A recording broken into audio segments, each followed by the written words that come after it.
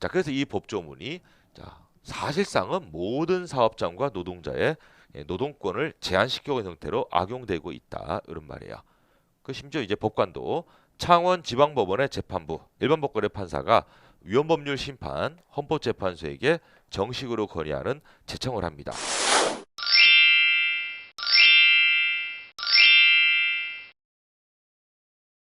이유가 봤더니 똑같아요.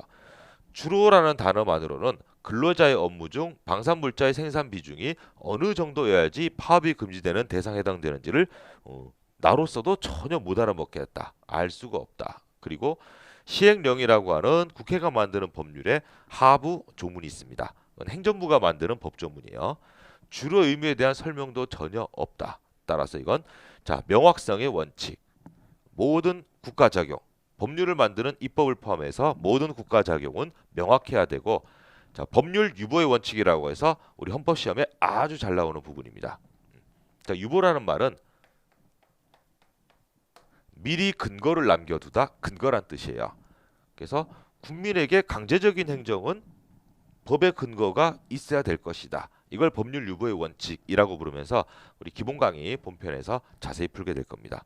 그래서 국가 작용은 명확해야 되는데 이거 명확하지 못하고 제대로 된 근거를 가지고 국민의 기본권을 제한해야 되는데 이건 타당한 법적 근거가 아닌 것 같다라고 이러한 헌법상의 원칙들에 위반될 여지가 있는 것 같다.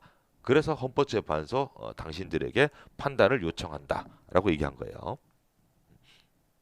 자, 이제 노동조합이 최종 권위를 가지고 판단하는 헌법재판소가 결정을 내릴 겁니다. 공은 헌법재판소로 넘어갔고 헌법재판소는 이제 신중한 검토를 통해서 결정을 내려주면 되겠죠. 자, 그러면 우리 헌법재판소가 실제 이러이러한 내용은 이런 것 때문에 헌법의 위반이다라고 결정을 내리는 실제 사건을 보고 이제 우리 첫 번째 오리엔테이션, 일상생활 속에서의 우리 기본권의 모습, 마무리를 향해서 가보도록 하겠습니다. 교원의 정치적 기본권 박탈에 헌법재판소의 위헌 결정을 끌어낸 아주 유능한 로펌이 있었습니다. 그래서 대한민국 법무대상 공익상을 수상했다라고 자화자찬하는 내용인데 한번 볼게요. 아까는 우리가 위헌법률 심판을 제청했다 이런 말을 썼는데 여기서는 헌법소원 심판이란 말을 하고 있습니다. 그래서 위헌법률 심판, 법률이 헌법에 위반되는지 심사해 주십시오. 이것도 헌법재판소의 대표적인 권한이고, 헌법소원이라고 해서 읍소하다 소자예요. 원하다 원자. 그래서 내가 원하는 바를 헌법재판관들에게 직접 읍소해서 나의 기본권을 침해하는 국가 공권력 작용 자체를 차단시켜 달라라고 직접 기본권을 구제 요청하는 그러한 형태의 헌법재판이 있습니다. 이게 이른바 헌법소원 이렇게 불러요. 자, 볼게요.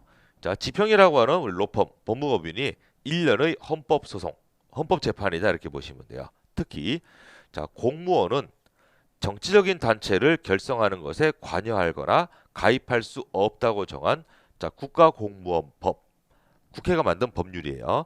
65조 1항 1부에 대해서 위헌 결정을 받아냈다. 그래서 이 법률이 어때요?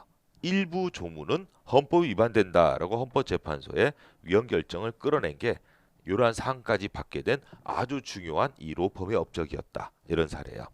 자, 그러면 위헌법률 심판이건 우리 위헌 심사형 헌법소원 이렇게 우리가 나중에 볼 건데, 이 법조문이 국민의 기본권을 직접 침해하고 있으니까 그 한도 내에서는 기본권 침해는 용납할 수 없겠죠. 그래서 이 법조문이 기본권 침해하고 있으니 헌법이 위반된다라는 헌법재판소 결정이 나오게 된 사건입니다. 문제되는 국가공무원법 65조 같이 보겠습니다.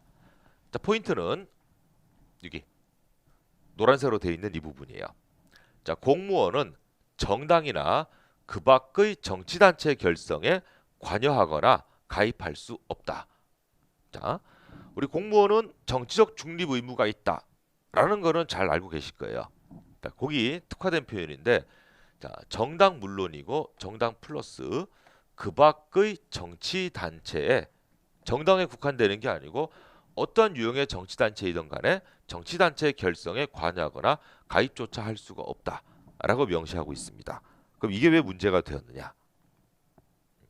자, 결론은 자, 위헌 결정을 이제 끌어냈던 사건이고 국가공무원법 65조 1항 중 2호에 자, 교육공무원 가운데 초중등 교육법, 초등학교, 중학교 이 선생님들은 정당뿐만이 아니고 그 밖의 정치 단체에도 일체 가입할 수 없다라는 요 부분은 조문의 일부분은 헌법에 위반된다라고 해서 헌법 위반이 위헌 결정이에요. 자, 그럼 위헌 결정은 자, 우리 헌법재판소는 총 9명. 우리 동양의 완전수라고 부르죠.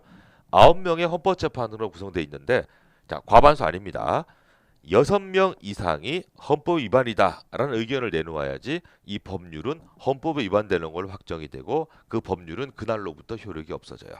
과반수가 아니고 굴을 뒤집어 6인입니다. 왜 그런가 하면 우리 뒤에 이제 본 기본 강의 때 자세히 할 거지만 법률을 만드는 국회는 대의 기관, 의회지요. 국민이 직접 선거로 뽑았고 각자가 전부 민주적인 정당성을 직접 선거로 부여받은 선출직의 국민의 대변자예요. 그런 사람들이 만든 국민의 권리의무에 관한 모두가 지켜야 되는 법조문을 국민이 직접 선출하지 않고 임명직에 불과한 헌법재판관들이 국민들이 직접 민주성을 투영한 국회의 법률을 없앤다라고 하는 권한은 굉장히 이제 파워풀한 권한이에요. 어찌 보게 되면 권력 분립에 위반이 될 수도 있어 보일 정도로 국민들이 직접 만든 건데 국민이 직접 뽑지 않은 헌재가 이거를 없애버린다라고 하는 게 굉장히 이제 잘못하게 되면은 위험할 수 있겠죠. 그래서 이제 신중을 기하는 의미에서 자, 과반수가 아니고 9명 중에 3분의 2, 6인 이상이 헌법에 위반된다라는 의견을 내놔야 이른바 위헌 결정이 나오게 됩니다.